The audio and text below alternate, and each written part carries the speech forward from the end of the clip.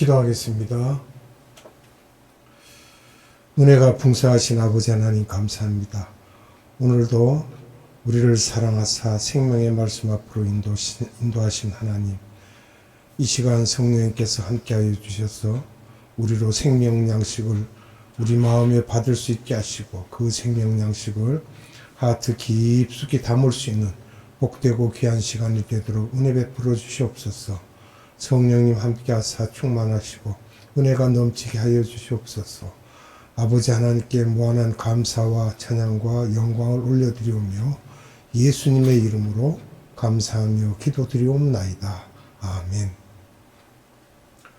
오늘은 땅에서 풀어라 하는 제목으로 말씀을 나누도록 하겠습니다.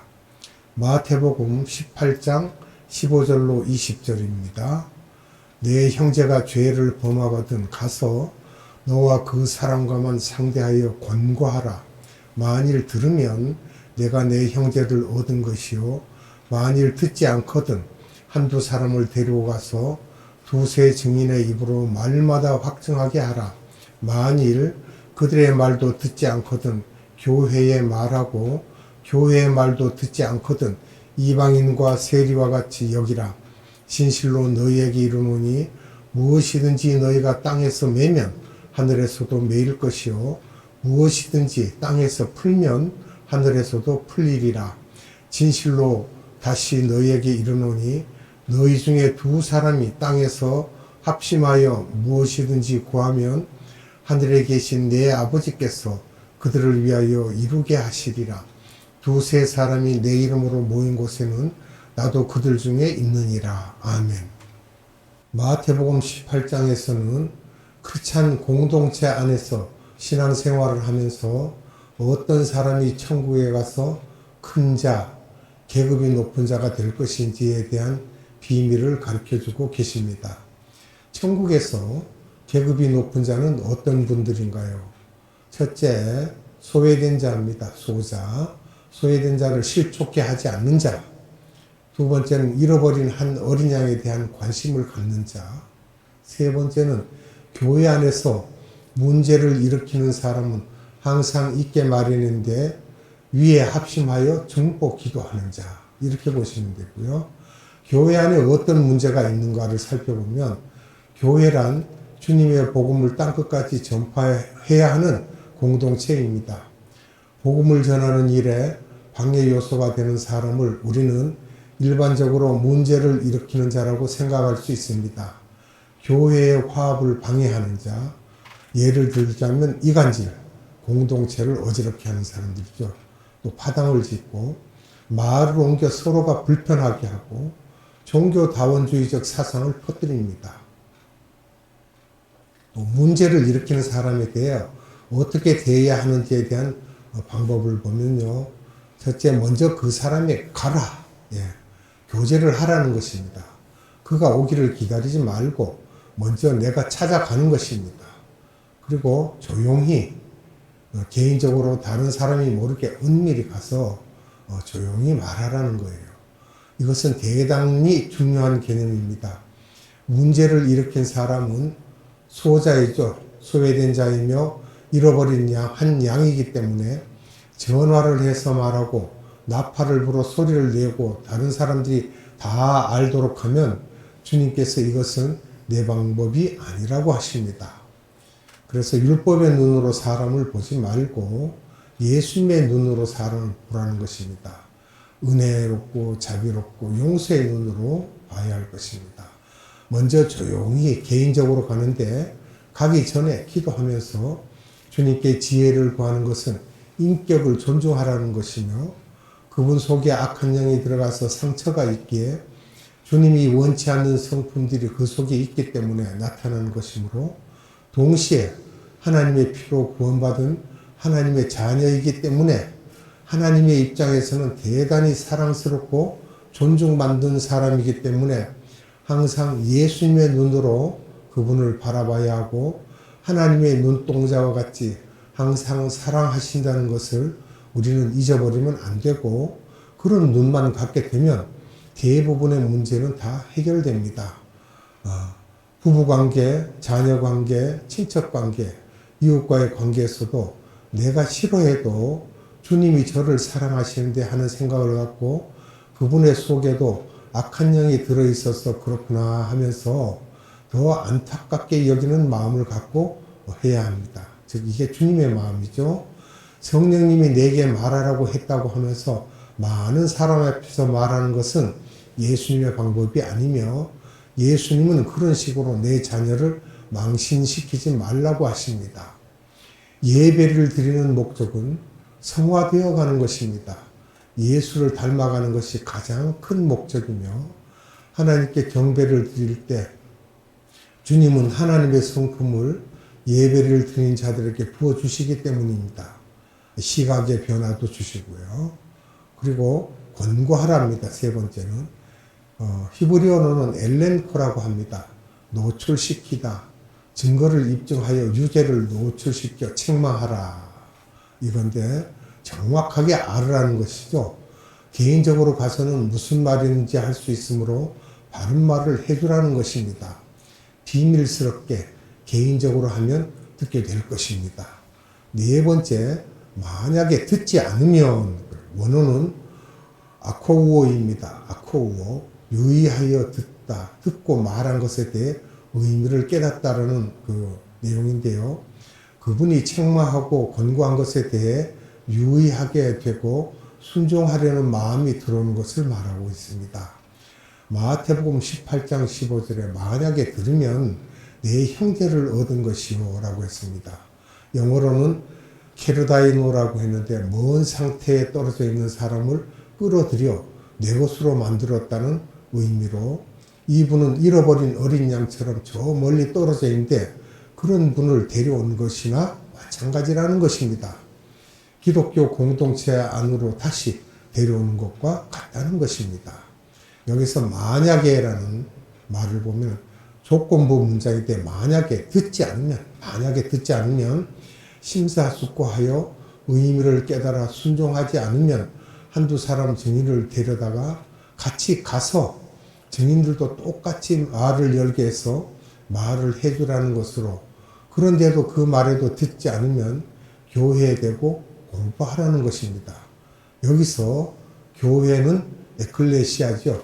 그 당시에는 교회가 없었는데 이유는 아직 오순절 다락방 사건 전이기 때문이며 크리스천 교회라는 것이 없었는데 이때 교회라는 것은 하나님의 자녀들이 모인 공동체를 에클레시아라고 하였고 이것은 교회만을 가리키는 것이 아니라 어떤 조그만 선교단체든지 구역이든지 등의 공동체를 가리키며 이렇게 말을 듣지 않으면 이방인과 세리처럼 여기라는 것입니다.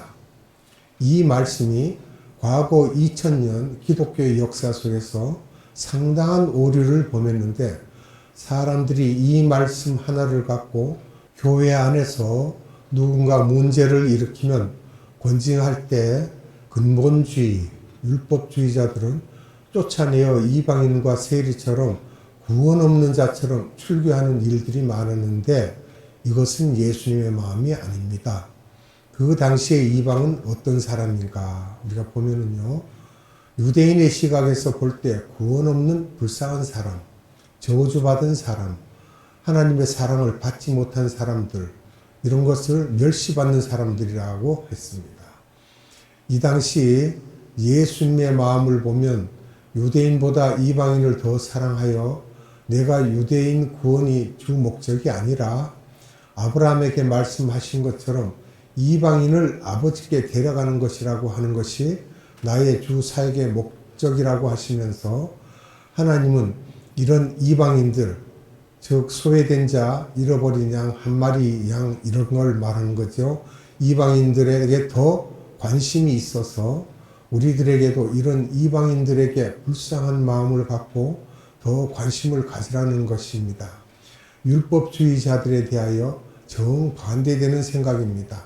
또 그 당시 세리는 로마 정권 하에서 친일주의자처럼 백성의 세금을 받아서 일부는 자기 주머니에 넣고 나머지는 로마 정부에 갖다 바치는 그런 일을 하는 사람이기 때문에 사람들이 아주 싫어했습니다. 세금 징수하는 과정 속에서 유대인의 시각에서는 요새 말로 밥맛이 없는 그런 사람이었는데, 하나님께서는 마태복음을 기록한 마태도 세리 출신이고 예수님이 사랑했던 삭개오 또한 세리 출신입니다. 그러나 삭개오는 뽕나무 위에 올라가 예수님을 만나고 싶어 했습니다. 유대인의 시각에서는 이런 사람은 율법적으로 상대도 하지 말아야 하는데, 예수님은 삭개오를 만나셨고 예수님은 이렇게 수호자들을 이렇게 사랑하셨습니다. 주님이 말씀하시기를 이렇게 말을 듣지 않으면 이런 사람을 이방인과 세리처럼 여기라는 것은 그분에게 더 은혜를 베풀고 용서하고 불쌍한 마음을 갖고 자비로운 마음을 갖고 그 사람이 이것 때문에 얼마나 마음이 상하였는가 하면서 대하라는 것이며, 이것이 예수님의 마음입니다. 우리가 이렇게 하면 우리 교회가 아주 은혜스럽고 참된 크리스천 공동체가 될 것입니다. 마태복음 18장 18절을 봅니다. 진실로 너희에게 이르노니 무엇이든지 땅에서 매면 하늘에서도 매일 것이요 땅에서 풀면 하늘에서도 풀리리라. 아멘. 여기서 맨다라는 단어를 보면 율법의 눈으로 문제 있는 한 수호자를 정죄하는 것입니다. 맨다라는 게요.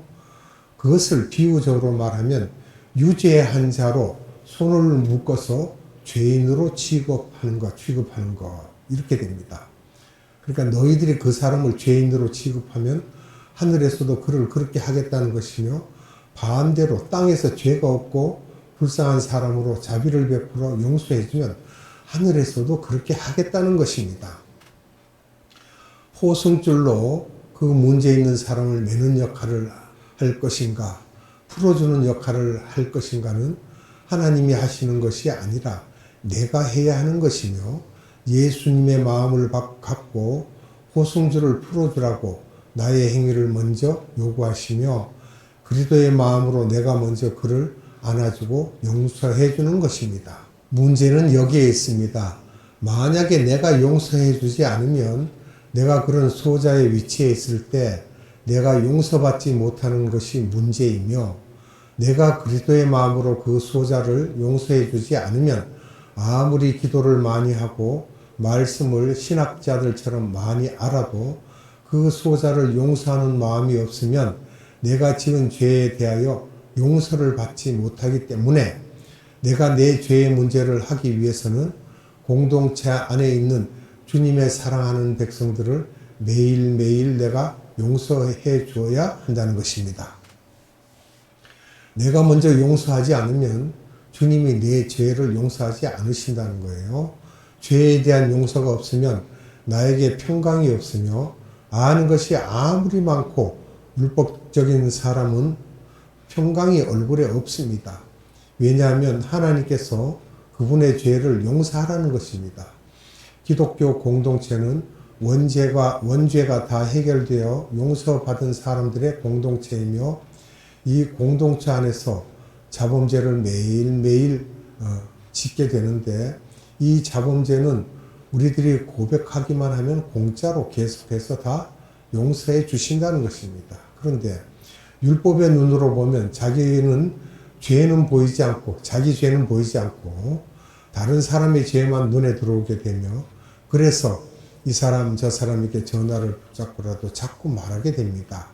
주님이 그럴 때마다 아주 안타까워 하시는 것입니다. 또 우리가 용서라는 것을 보면요, 용서의 공동체가 크리스찬 공동체이며, 이 안에서 서로 용서해주면 내 속에 평강, 기쁨, 은혜가 있으므로 내가 이것을 매일 맛보며 살아야 하고, 우리는 끊임없이 서로가 용서해주고 용서받아야 하고, 이 용서가 우리 생활의 패턴이요 규범이 되어야 합니다.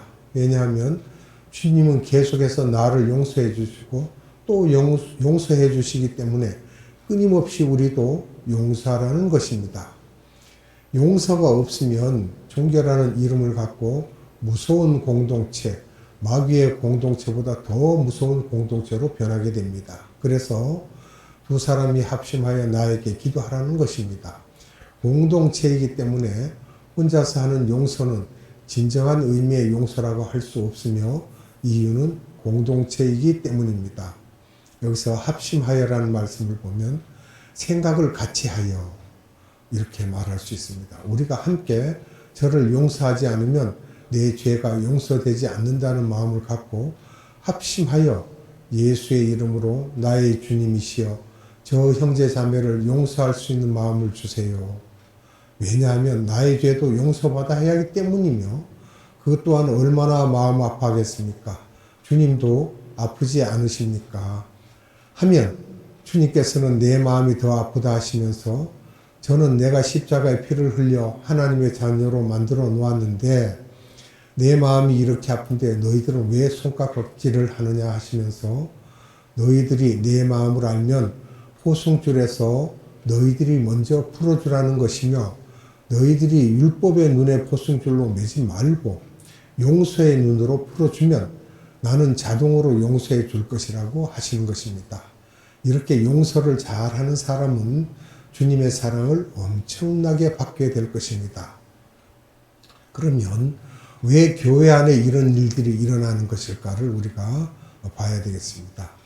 수호자들이 생기는 일이 왜 생기는 것이며 왜 이들이 교회를 시끄럽게 하는 것일까? 때로는 주님이 의도적으로 허용하시기도 하십니다.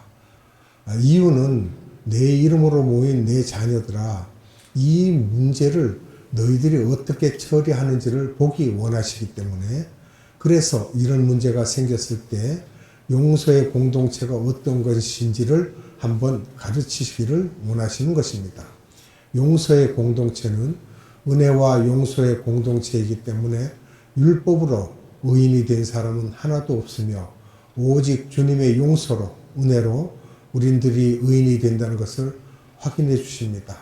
이런 사건을 통해 끊임없이 용서해 주라는 것입니다.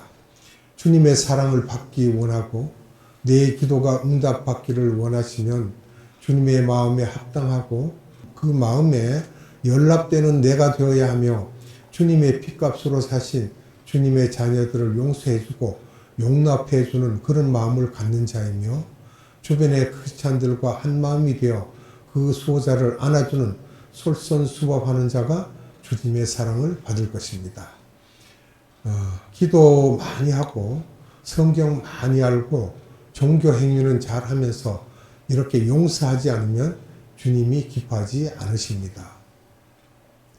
이 문제에 대한 여러분들의 질문이 있을 수 있습니다. 첫째는 나는 죽으라고 용서하는데 저 사람은 옛 모습 그대로이며 변하기는커녕 더 골치 아픈 경우.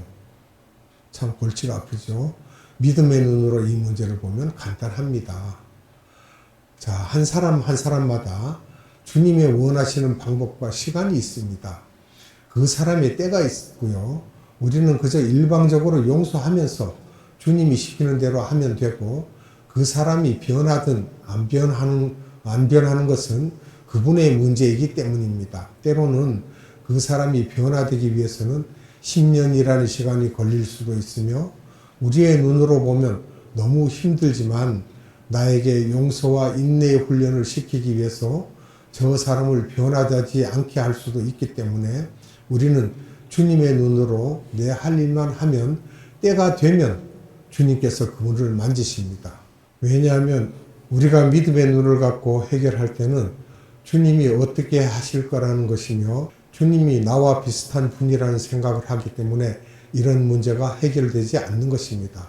주님은 전지전능 무소부재하신 하나님이시기 때문입니다. 그래서 우리들이 기도 가운데 이렇게 주님이 전지전능하시고 무소부재하신 분이시며 만유의 주가 되심을 인정하고 높여드리기만 하면 되는 것입니다. 그가 용서가 되지 않으면 반복해서 계속해서 주님을 의지하고 믿음을 갖고 기도하면 이슬비 내리듯이 그 믿음이 나에게 내려서 그를 볼 때 주님의 눈으로 그를 바라볼 수 있게 하시고 용서하고 사랑하게 하십니다. 이런 훈련이 되면 어떤 문제가 있어도 다 받아들이고 시각이 변하여 스폰지처럼 그럴 수도 있지 하면서 용서하고 흡수해버리게 되는 것입니다. 두 두 번째는 어떻게 이런 믿음을 갖고 주님의 마음을 가질 수 있는가라는 생각을 해봅니다. 하나님의 자녀들은 다른 길이 없습니다. 주님의 영성을 내가 받아야지만 이것이 가능합니다. 또 영성을 받는 길은 기도, 깊은 대화를 해야 하면서 주님이 주시는 말씀, 영의 양식을 받아야 합니다. 이것을 받으면 영의 부분이 발전하고 설교, 말씀을 듣는 것도 영의 양식인데 이것을 자꾸 먹게 되면 영의 눈이 떠지고 혼의 교훈을 들으면 혼의 부분이 밝아지는 것과 같은 것입니다. 이렇게 해서 내 속에 있는 상처, 마귀의 성품들이 이런 영의 양식을 먹고 기도를 통해 뱉어내어 영적 신진대사를 하게 되면 내 속에 있는 더러운 것들이 천천히 빠져나가게 되며 이것을 성화, 예수님을 닮아간다고 하며 많이 닮아갈수록 천국에서 내 계급이 올라가고 많이 닮아갈수록 하나님의 영광체가 나에게 있게 된다는 것입니다. 이런 사람이 나가서 말씀을 전하고 그런 사람이 나타나면 어둠의 세계가 쫓겨가고 사람들이 내 말을 들으면 졸지 않고 듣게 되며 능력이 나타나게 된다고 하며 그분의 말을 들으면 혼동되었던 말씀들이 내 속에서 정돈되고 몰랐던 것들이 깨닫게 되며 이것은 내 속에 깔려있는 어둠의 세계들이 나간다는 것이며 자꾸 쫓아내어야 하며 그래서 말씀도 우리들이 정돈된 말씀들을 들어야 어둠의 영들이 쫓겨가고 희미하게 알았던 것들, 마귀는 희미하게 하기 때문에 이러한 것들이 깨달아지는 것입니다. 자주 드라이 클리닝을 해야 하고 그렇게 해서 모든 사람을 스폰지처럼 용서해주는 사람을 천국에서는 큰 자라고 했습니다. 언젠가는 우리들이 병원 영안실에 들어가 눕게 될 텐데 저 나라의 영원한 나라에 살게 되실 분들은 저 세계의 라이프 스타일이 어떻고 그 세계가 어떻다는 것을 우리에게 다 가르쳐 주셨는데 천국 시민권을 가진 사람들은 그 나라에서 요구하는 라이프 스타일로 준비해야 합니다. 우리 주님 하나님이 진실로 진실로 너에게 이르노니 그렇게 살으라고 말씀하시며 그렇게 사는 자가 복 있는 자라고 말씀하고 계십니다. 기도하겠습니다. 거룩하시고 자비로우신 아버지 하나님 감사합니다. 오늘도 우리에게 생명의 말씀을 주셔서 예수를 담는 것이 어떤 것이며 하나님의 성품을 담는 것이 어떤 것이며 하나님의 형체를 우리가 닮아가는 것이 어떤 것이라는 것을 자세히 말씀하여 주심을 감사드립니다. 우리의 영이 밝지 못하여 영의 눈을 뜨지 못하고 우리의 영이 탁한 기류로 인하여 하나님의 말씀을 받아들이지 못할 때 하나님의 말씀을 늘 받아들이고 묵상하며 그것을 소화하여서 예수님의 마음을 닮아가는 성화의 과정을 우리가 천천히 겪으면서 다른 사람을 이해하고 용서하고 그들의 잘못을 스폰지처럼 빨아들일 수 있는 그러한 믿음 가운데 살기를 원합니다. 오늘도 생명의 말씀을 주신 하나님께 감사드리며 예수님의 이름으로 감사하며 기도드리옵나이다. 아멘. 축도로 예배를 마칩니다. 지금은 우리 구주 예수 그리스도의 한량없는 은혜와 하나님의 극진하신 사랑하심과 성령님의 감화, 감동, 교통, 역사하심이 오늘 예배드리는 모든 자들의 머리 위에와 이 나라의 많은 교회들 위에와 이 나라의 많은 선교회들 위에와 네바다 국제 선교회 위에 지금으로부터 영원토록 함께 하시기를 예수님의 이름으로 축원하옵나이다. 아멘.